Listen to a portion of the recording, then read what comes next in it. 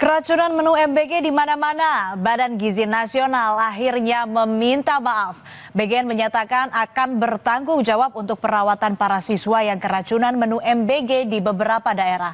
BGN juga berjanji akan menginvestigasi seluruh standar operasional di dapur SPPG di seluruh daerah agar kasus keracunan tak kembali terjadi. Sampai digotong ke puskesmas, ke posko.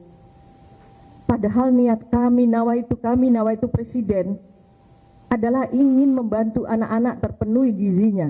Saya mohon maaf atas nama BGN dan berjanji tidak akan lagi terjadi.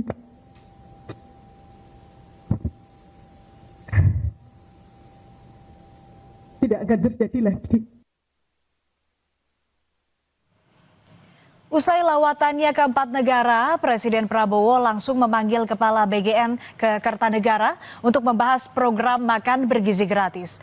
Menurut Prabowo, permasalahan MBG memang menjadi masalah besar. Namun MBG diluncurkan dengan tujuan baik, yakni memenuhi kebutuhan gizi anak-anak.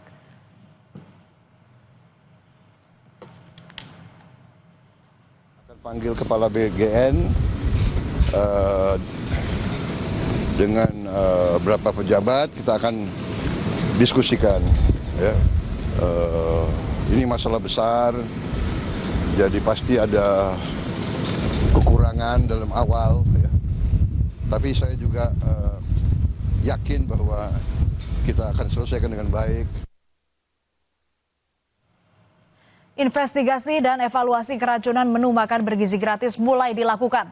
Sejumlah satuan pelayanan pemenuhan gizi atau SPPG di daerah yang tidak memenuhi standar ditutup sementara sampai hasil investigasi selesai.